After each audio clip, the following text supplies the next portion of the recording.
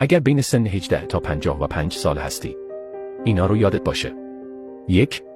از بدنت مراقبت کن. یادت باشه که سلامتی شکل دیگه ای از ثروته. 2. عادت کن بعضی از مسیرهای زندگیت رو تنهایی بری، چون اهداف شما شخصی هستند. 3. انرژیت رو برای ترس‌ها هدر نده.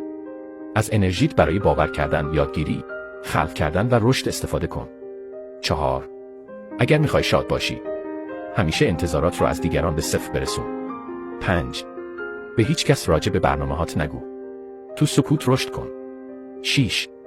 قرار نیست تا ابد جوان باشی. هر روز هر کاری که خوشحالت میکنه رو انجام بده.